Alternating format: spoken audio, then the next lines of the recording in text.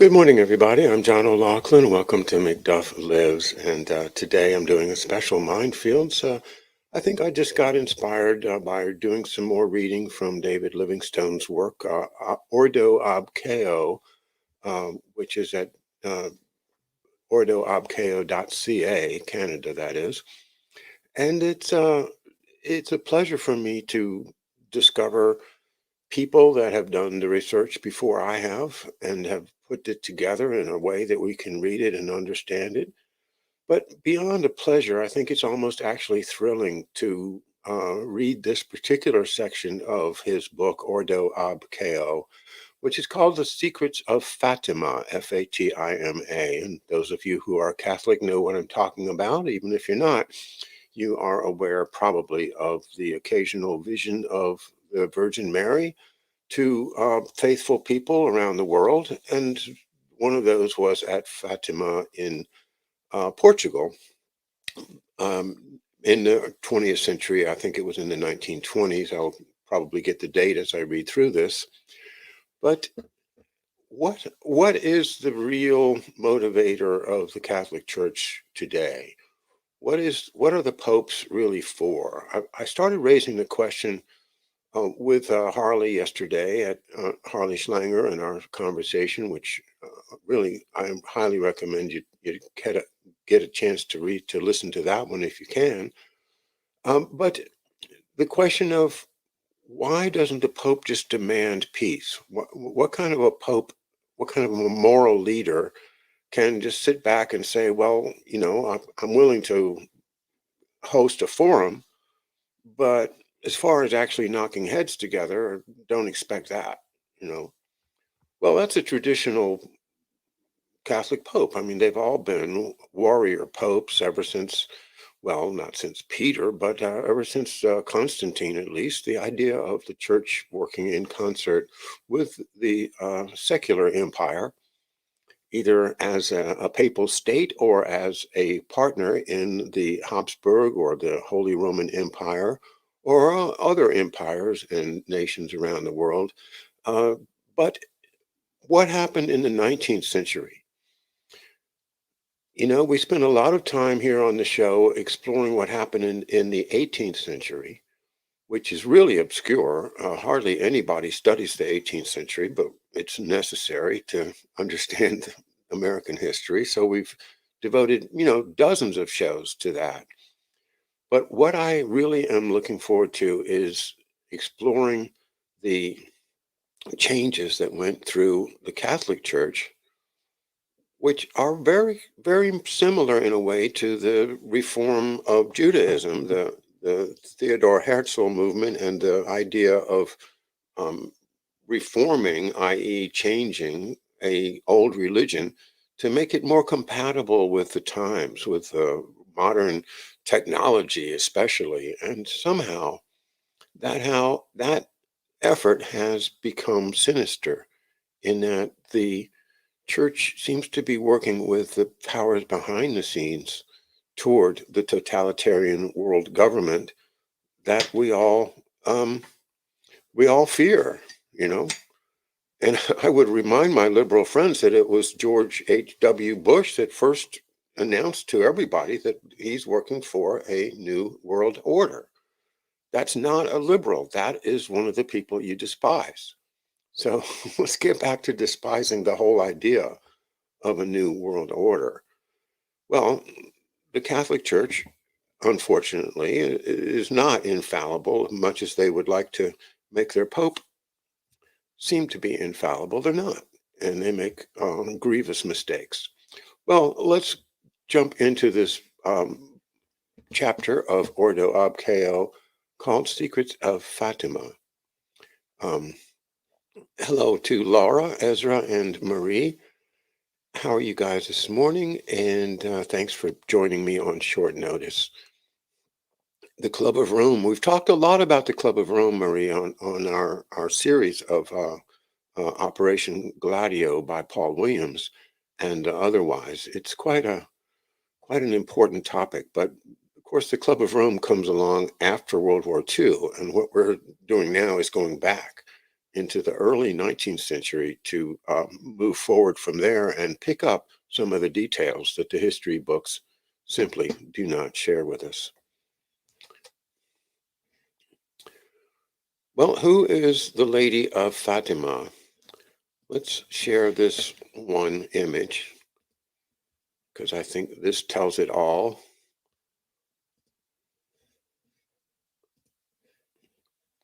And this is a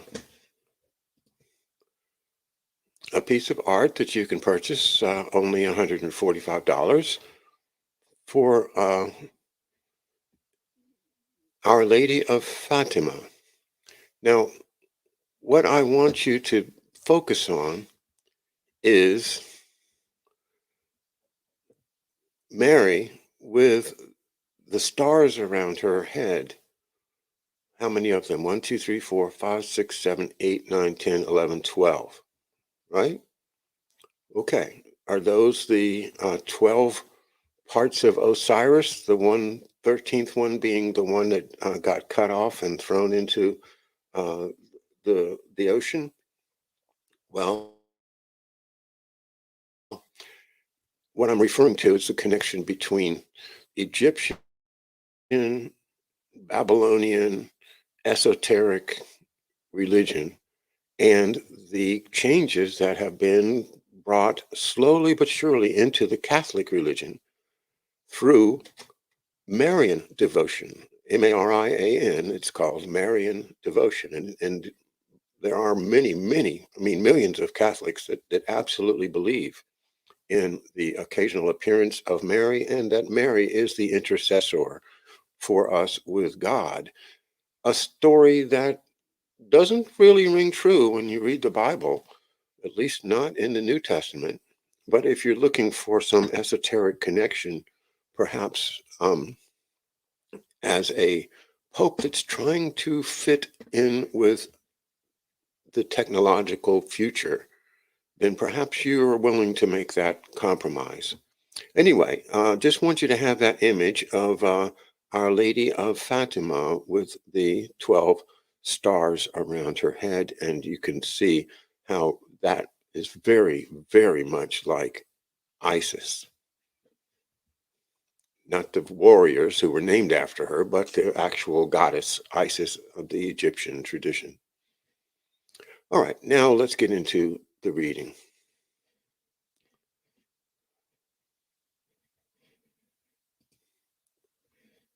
Let's see. I'm going to actually share the screen here too because David Livingstone has inserted some very appropriate images that will be helpful as we read through the text.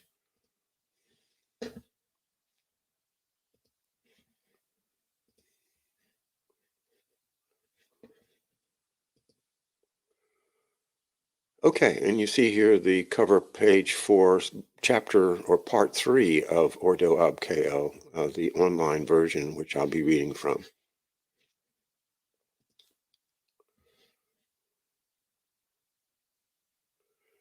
Okay, the picture is of Archbishop Rampolla, and here we go. According to Masonic records, Pius IX, whose dates are 1792 to 1878, was initiated into Freemasonry in the Lodge Eterna Catena of Palermo on August 15th, 1839. Boom. That's a slap your forehead moment for most Catholics. It was for me. Wow. What in the world is a pope doing joining the Freemasons? Why? Is that true? Can it be true? Pius IX was the longest reigning elected pope in the history of the Catholic Church, serving for over 31 years. During his pontificate, he convened the First Vatican Council, which decreed papal infallibility. So the Catholic Church has existed for 1,800 years, and suddenly they decide the Pope is infallible. That's a big change, right? Okay. But the council was cut short owing to the loss of the papal states. What's that about? The loss of the papal states is the Mazzini revolution, which led to the monarchy of the Savoy, the House of Savoy, and Umberto, the King of Italy. Well, under the revolutionary regime of Mazzini, and Mazzini was what? Mazzini was a Freemason.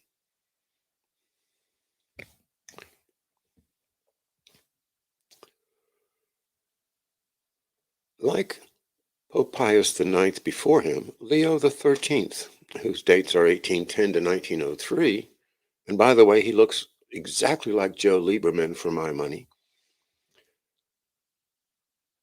requested the publication of the Alta Vendita, a text purportedly produced by the highest lodge of the Italian Carbonari. And the Carbonari are a Masonic-related revolutionary band in Italy, and written by Mazzini. It was first published by Jacques Chrétien-Joly in the Church and the Revolution. The pamphlet was popularized in the English-speaking world by Monsignor George Dillon in 1885 with his book, The War of Antichrist with the Church and Christian Civilization. Astoundingly, the document exposes the details of a Masonic plot to infiltrate the Catholic Church and ultimately install a Masonic pope.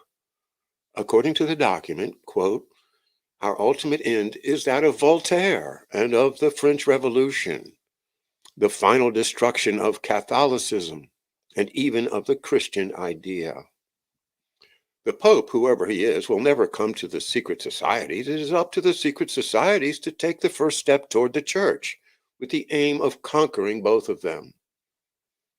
The task that we are going to undertake is not the work of a day or of a month or of a year. It may last several years, perhaps a century. But in our ranks, the soldier dies and the struggle goes on." Unquote. Well, it's been more than a century now, but the struggle goes on. And look at all the evidence we have for the success of this struggle purportedly launched by the Freemasons in the early 19th century.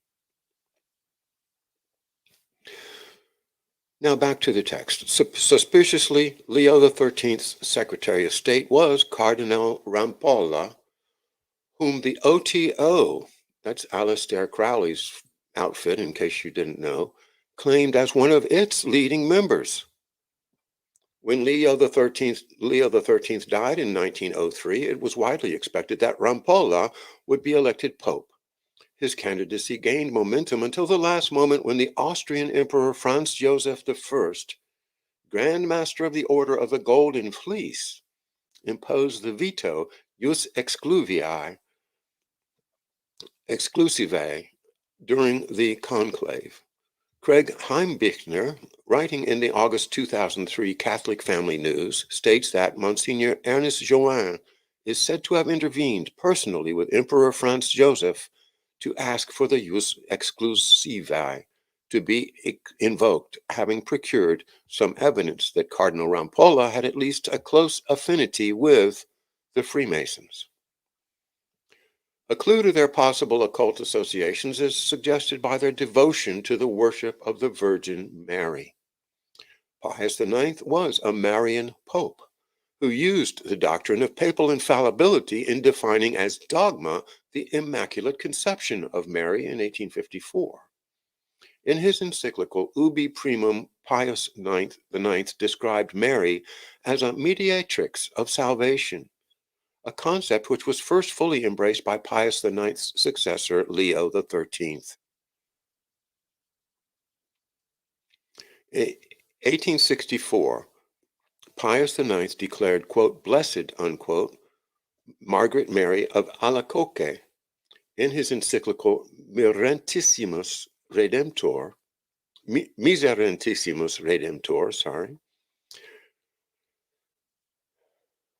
Pius XI stated that Jesus Christ had, quote, manifested himself to Saint Margaret Mary of Alacoque in the 17th century, and referred to the conversation between Jesus and St. Margaret several times. St. Margaret was initially rebuffed by her mother superior and was unable to convince theologians of the validity of her visions. A noted exception was the Jesuit, St. Claude de la Colombière, who supported her. The devotion to the Sacred Heart was officially recognized 75 years after her death. Okay, the Sacred Heart of Mary the Sacred Heart of Jesus is a devotion that arose in the 19th century among Catholics, and this is connected now with the apparition of Mary, the Virgin Mary. Okay, so the devotion to the Sacred Heart is part of Pius IX's agenda. In the 19th century, another Roman Catholic nun in Portugal, Blessed Mary of the Divine Heart, a Congregationalist of the Good Shepherd, reported several messages from Jesus Christ in which she was asked to contact Leo XIII. Saint Mary was born Maria Droste zu Fischering, the daughter of one of the most wealthy and noblest German families who distinguished themselves by their fidelity to the Catholic Church. She finally influenced Leo XIII to follow the command of her vision and consecrate the entire world to the Sacred Heart of Jesus. Leo XIII himself called this solemn consecration, quote, the greatest act of my pontificate, unquote. In 1856, Pius IX proclaimed the Feast of the Sacred Heart for the entire Church and exhorted the faithful to consecrate themselves to the Sacred Heart. The history of Marian devotion seems to stem from the Frankists' worship of the Black Madonna of Czestochowa, Czestochowa,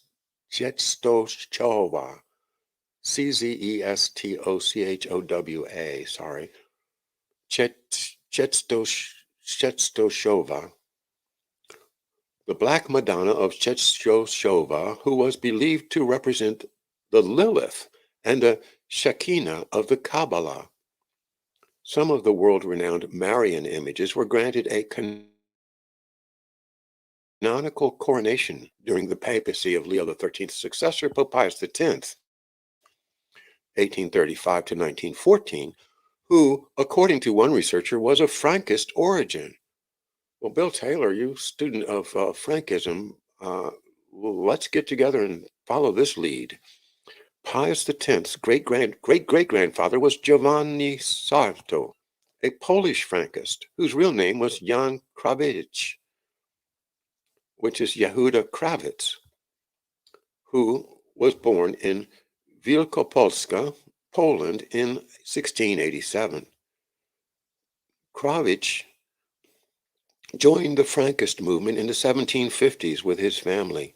The family came to Godero near Treviso in 1760 after the arrest of Jakob Frank, where they took Italian names. They chose Sarto, which means tailor, as does Krawicz and Krawitz, as a name common in the area.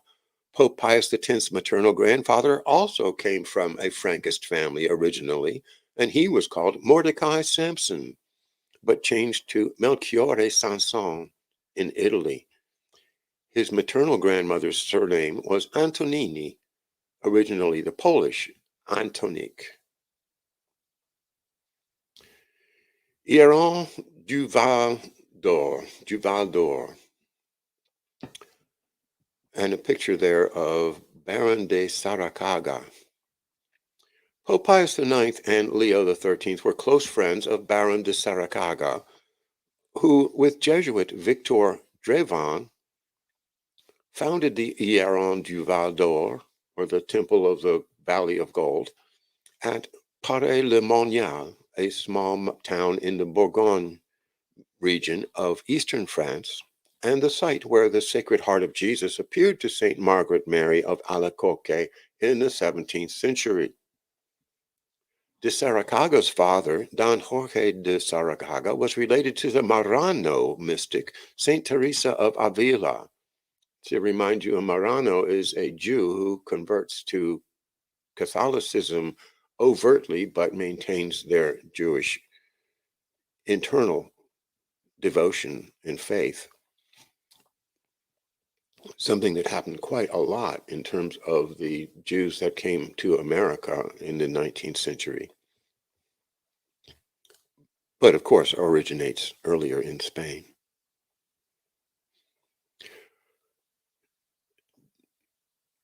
And through his mother, Catherine Lobanov-Rostovskaya, he was related to the imperial court in Russia.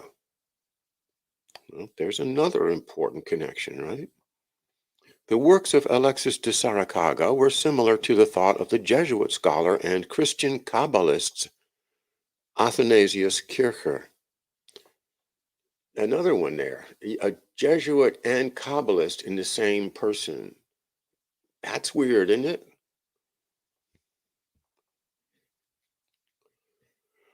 Which is rooted in the belief that Egypt was the oldest civilization known to be closest to a primordial tradition, interpreting the hieroglyphs and pyramids, concealing the teachings of Hermes Trismegistus.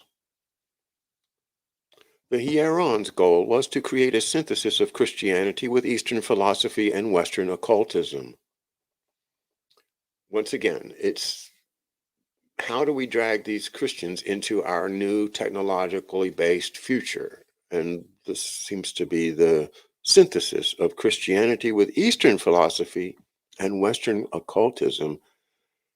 The Hieron's aims and philosophy can be discerned from the writings of two contributors to its in-house publications, Regnabit and Rayonnement Intellectuel.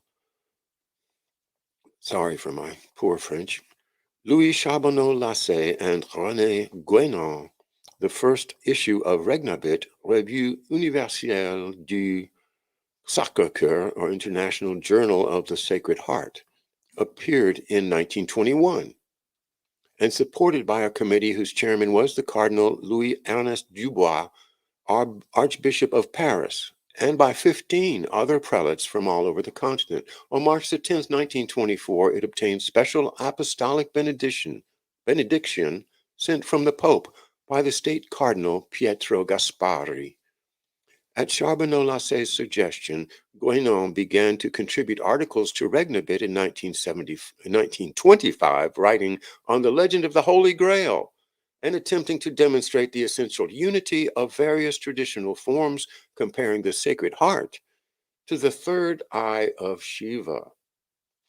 Yeah, this one here.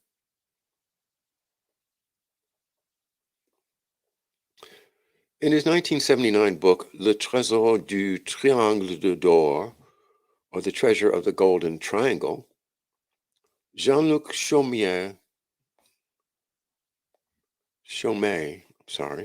states that the Hieron practiced a version of Scottish Rite Freemasonry, and the upper degrees of the order constituted the lower degrees of the Priory of Sion itself. Well, that's an astonishing thing to say, isn't it?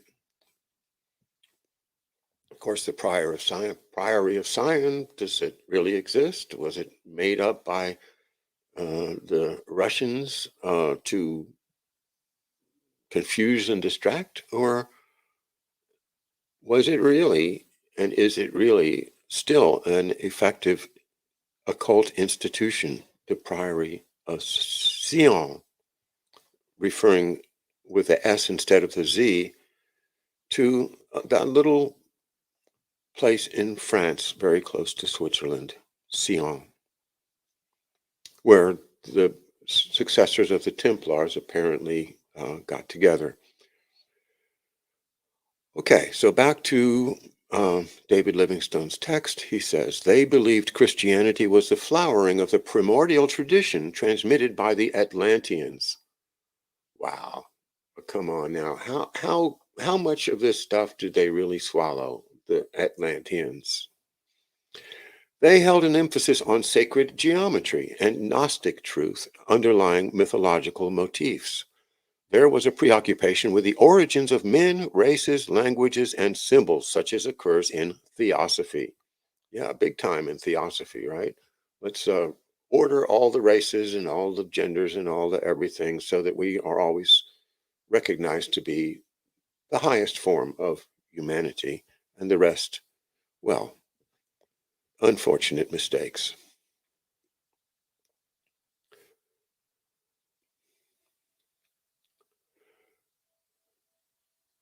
As did the legendary Ormus of Rosicrucian mythology, it sought to reconcile the Christian and pagan mysteries, and it ascribed special significance to Druidism, which it regarded correctly as partially Pythagorean. They regarded themselves as Templars and Knights of the Grail, and proclaimed themselves as, quote, apostles of the final times, those who were called for by the Marian apparition, the Virgin of La Salette. The Iran looked to a future age of Aquarius for bringing the return of Christ the King, the fulfillment of Nostradamus' prophecies. Chaumier describes the, sorry, that spelling is bugging me. In the first instance, he says Chaumeil, and now he's saying Chaumeiel. All right, not sure which is correct. Anyway, Chaumier describes the aims of the Iran as the creation of, quote, a theocracy in the eyes of which nations will be only provinces. A theocracy in the eyes of which nations will be only provinces, their leaders only proconsuls in the service of an occult world government made up of an elite. For Europe, this reign of the great king, quote unquote, implies the double hegemony of the papacy and the empire, of the Vatican and the Habsburgs, who are its right arm, unquote. The face of the Habsburgs today is none other than Klaus Schwab. Okay. The Iran's agenda was the creation of a new Habsburg and Catholic Holy Roman Empire, with a French temporal and spiritual head in the manner of the Grand Monarch, an association of Europeans bound by a common law and dedicated to advancing the mission of Christ the King.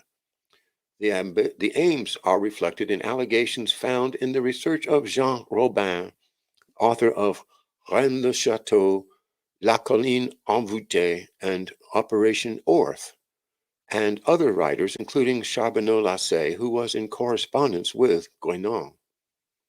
They claim the existence of a secret parallel Catholic tradition called l'Église d'Avignon, the Church of Avignon, remember the Avignon popes, right? Which they trace to the medieval papacy installed in Avignon from 1309 to 1378. The claim is that it continued in secret with a pope who represented the esoteric aspects of the Catholic Church. L'Église d'Avignon is said to serve as an intermediary between the Roman Church and the Eastern Orthodox tradition. A full account is available in Montmartre by Philippe Julien. Among the supporters of the Avignon tradition are Péladins societies and many other individuals and groups involved in the esoteric world of the Sacred Heart. Secrets of Fatima. In 1917, during World War I, the Virgin Mary appeared to 3 children at Fatima, Portugal, on the 13th of each month from May through October. During her appearance on July 13th, 1917, she showed these 3 young children, ages 7 to 10, a vision of hell. A further agenda of the Iran Val d'Or included working towards reconciliation of the Roman Catholic and Orthodox churches of Russia and Eastern Europe, later confirmed by the Marian apparition at Fatima, when 3 shepherd children claimed to have witnessed a vision of the Virgin Mary in 1917 during the pontificate of Pius X's successor, Cardinal Rampola's closest friend and collaborator, Pope Benedict XV, whose dates are 1854 to 1922. Fatima is a Portuguese village named after a 12th century Moorish princess who converted to Christianity. She was named after the daughter of the Prophet Muhammad, who received special veneration among Shia Muslims. According to J.B. Trend in The Legacy of Islam, the goddess worship of the Sufis was reinterpreted within Christianity as the veneration of the Virgin Mary. Esoterically, the Shekinah of the Kabbalah, like the Virgin Mary and Fatima, the daughter of the Prophet Muhammad of Islam, is a stand-in for the ancient pagan goddess, usually referred to as Sophia, the Greek for wisdom. Fatima was given the title Al-Zahra, Shining One, and Muhammad once said about her, quote, "Thou shalt be the most blessed of all the women in paradise after Mary," unquote. Surprisingly, besides attracting Christian pilgrims, the shrine at Fatima, Portugal, has also attracted Muslims in great numbers.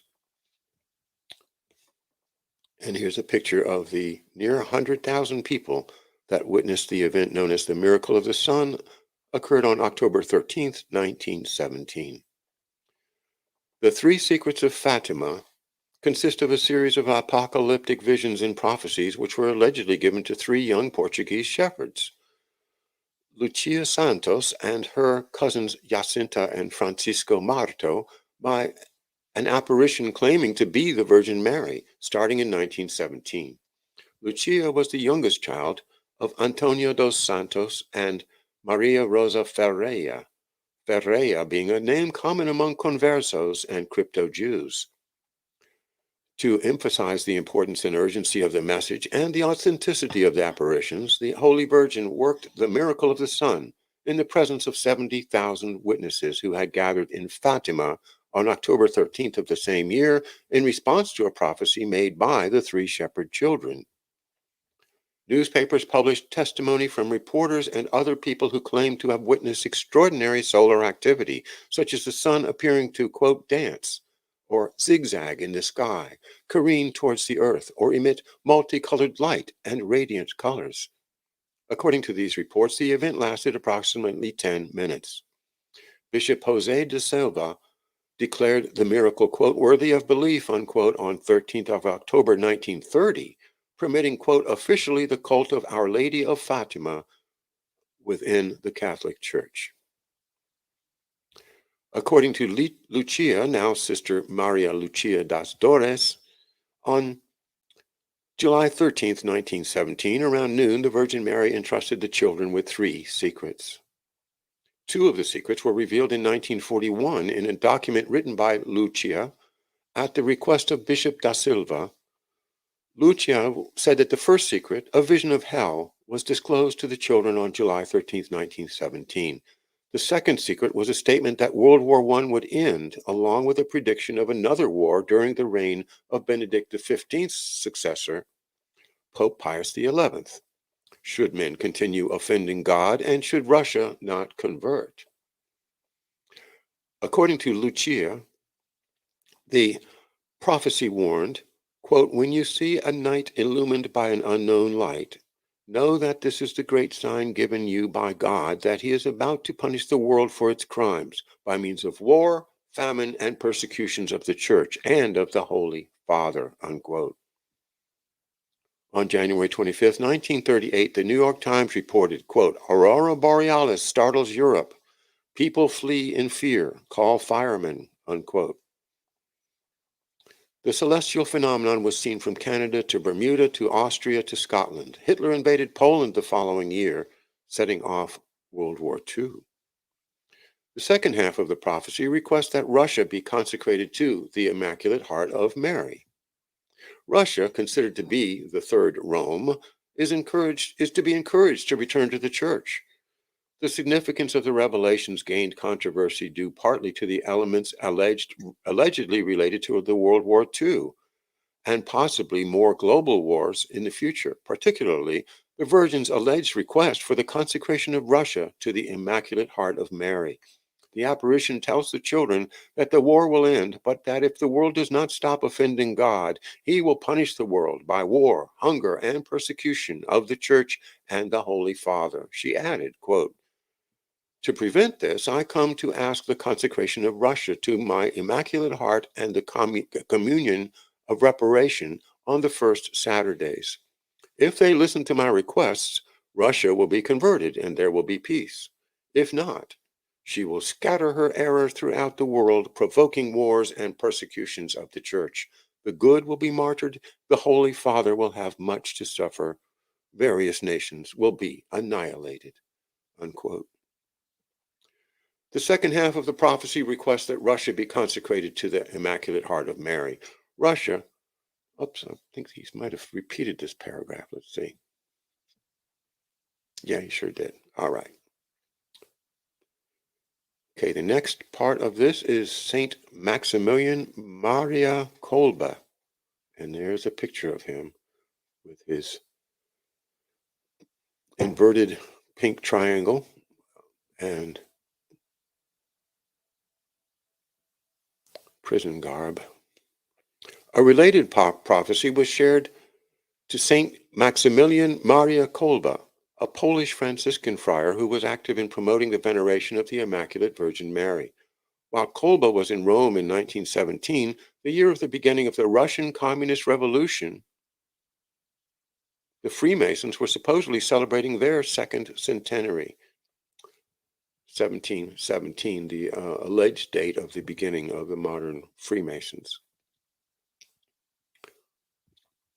They made Rome the center of their sacrilegious demonstrations. They marched to St. Peter's, where they displayed their blasphemous banners. One said, quote, Satan must reign in the Vatican. The Pope will be his slave, unquote. This inspired Kolbe to found the Knights of the Immaculata to counteract Freemasonry and other slaves of Lucifer. Kolbe prophesied, quote, one day you will see the statue of the Immaculata in the center of Moscow atop the Kremlin, unquote. Kolbe died in 1941 when he volunteered to die in place of a stranger in the German death camp of Auschwitz. On 10th October 1982, Pope John Paul II canonized Father Kolbe and declared him a martyr of charity. Similarly, the Black Madonna of Czestochowa revealed to Jacob Frank that when the Jewish people collectively honor her, then the Russian people will also honor her by entering a renewed Marian Catholic Church. Frank said about Czestochowa, quote, we are running after an icon. Czestochowa was called from ancient times the Matronita, or maiden or virgin. When we, the Jewish people, will come here, so then will the Muscovites enter her, unquote.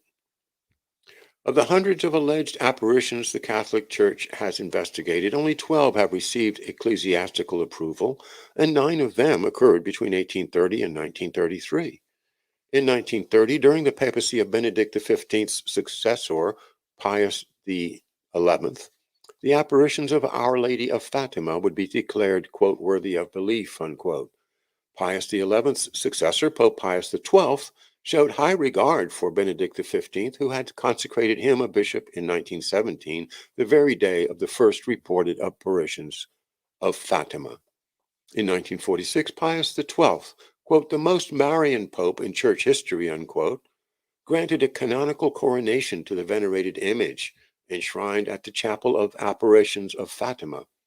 The formal study of Mariology within the circles of the Holy See took a major step forward between the holy year 1950 and 1958, based on the actions of Pius XII, who authorized institutions for increased academic research into the veneration of the Blessed Virgin Mary. In 1950, Pius XII invoked the authority of papal infallibility, referred to as speaking ex cathedra, when he defined the Assumption of Mary as an article of faith. It was the first ex cathedra infallible statement since the official ruling on papal infallibility was made at the First Vatican Council. On November 11th, 1954, he later raised the sanctuary of Fatima to the status of minor basilica by his papal brief Lucer Superna. Carlism. You guys heard of Carlism yet? It all has to do with the Habsburgs. Several researchers have suggested that the Iran du Val d'Or was the precursor of the Opus Dei, the group that made infamous by Dan Brown's The Da Vinci Code. According to them, among them is Jean-Pierre Bayard, a recognized scholar of Rosicrucianism, who regards Opus Dei among the organizations that, quote, could claim to belong to Rosicrucianism, but which, however, do not seem to take advantage of this, unquote. Opus Dei was founded in Spain in 1928 by a Catholic saint and priest, Jose Maria Escriva, a staunch defender of Marian devotion.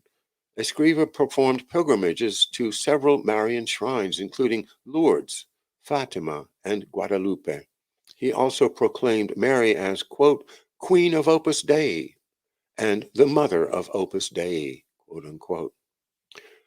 Opus Dei has been influenced by the political movement of Carlism, which is connected with the Order of the Golden Fleece, and which was part of the coalition of Francisco Franco during the Spanish Civil War. The Carlists, or Bourbon, I said Habsburg, I should have said Bourbon, contenders for the Spanish throne had their own Grand Master and appointed their members from 1845 to 1900. The Carlists were a traditionalist and legitimist political movement in Spain aimed at establishing an alternative branch of the Bourbon dynasty on the throne of Spain.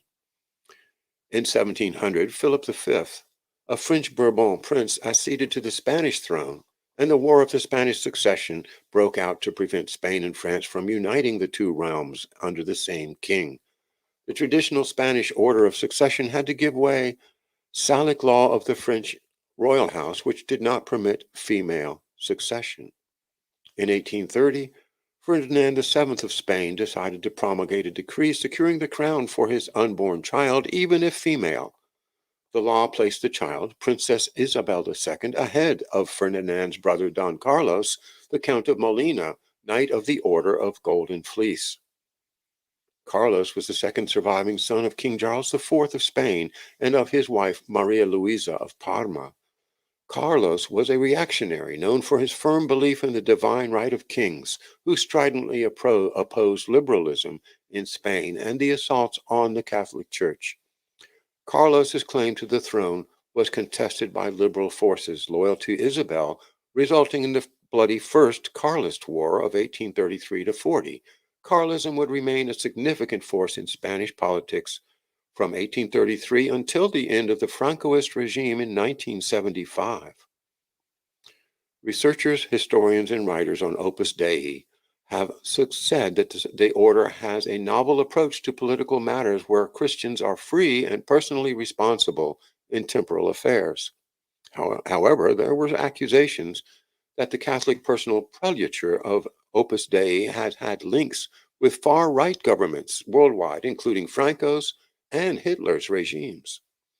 Months after the start of the Spanish Civil War in July 1936, Franco emerged as the dominant rebel military leader and was proclaimed head of state on October 1st, 1936, ruling as a dictator over the territory controlled by the nationalist faction.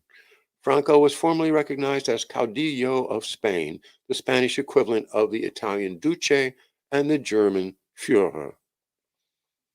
The Francoists took control of Spain through a war of attrition, which involved methodically imprisoning and executing opponents of the regime.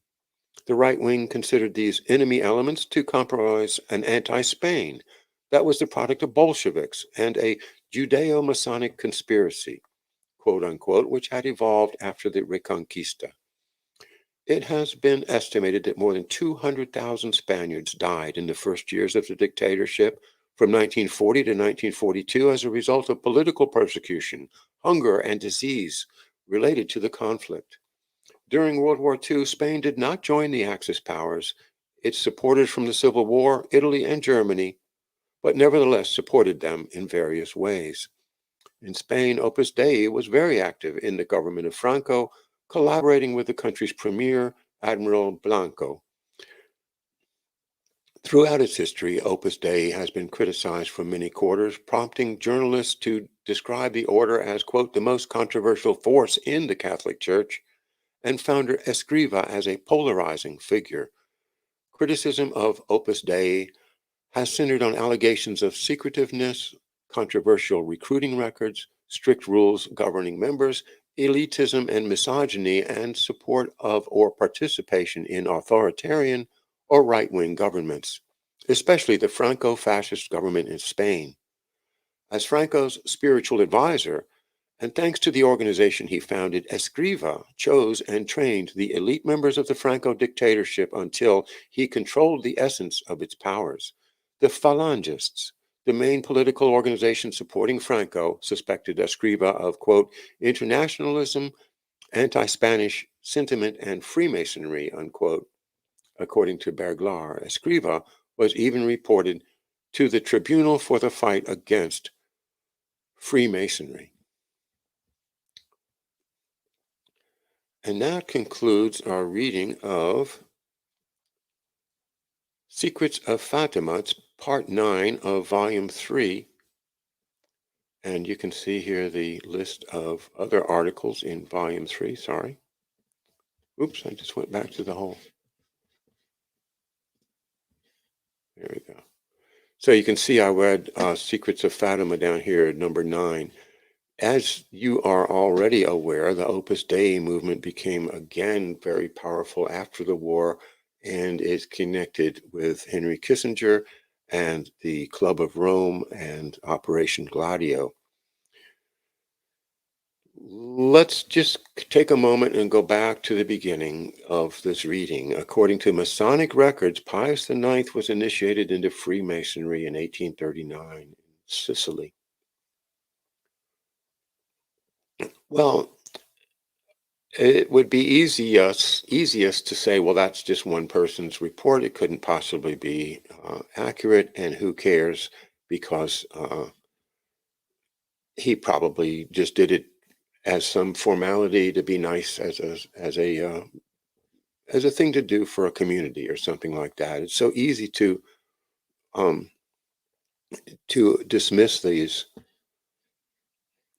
statements as, well, so what? It's not a big deal. But I disagree. I think that's very a big deal to consider the idea that these changes, and not only the changes in the Catholic Church, but the changes in the Jewish religion, are all being brought about gradually over the centuries by this movement that continues despite the death of its soldiers, right? And the idea is to form everybody back into a one world government, a one world state, headed by a pope, secretly governed by the elites behind the scenes, to which all the nations owe allegiance. And gradually, what's happening is that program is being put into effect. Whether you believe that Pope Pius IX became a Freemason or not, whether you believe in the protocols of the elders of Zion or not, whether you believe in any particular allegation of this great conspiracy, you still have to admit, if you take an honest look at it, that that looks like what's happening. It looks like what's happening. The powers that be, the behind the scenes, the hidden hand, the financial powers, the noble powers, the people that think themselves still entitled to rule by divine right, they still exist. And America is a great threat to them. So by whatever means necessary, they want to destroy America. They want to destroy the traditional Catholic Church and turn it into something that worships a female goddess figure. I refer to her as Isis from the Egyptian tradition. Mr. Livingstone refers to her as Sophia from the Greek tradition. I think we're talking about the same goddess, and it is a goddess that steers us into Gnosticism as opposed to biblical and New Testament Christianity, as passed down through the traditional Catholic Church. Well, that's what I wanted to say today. I wanted to say that this is a tremendous work by David Livingstone, and I'll be sharing more of it. I sent him a note this morning, telling him I appreciate what he's done, and I appreciate the opportunity to share some selections of his work. I'm also ordering a copy of the hardbound. I think it's six volumes. So again, thank you for your contributions so that we can continue building the McDuff Library and sharing it with you. Thanks again. And tonight, a big special show. Mark Kulak, Who's Satanic Live, 8 p.m. Watch his show from yesterday if you haven't yet. It's a real blockbuster. And we'll learn more tonight with Mark Kulak of Who's Satanic Live.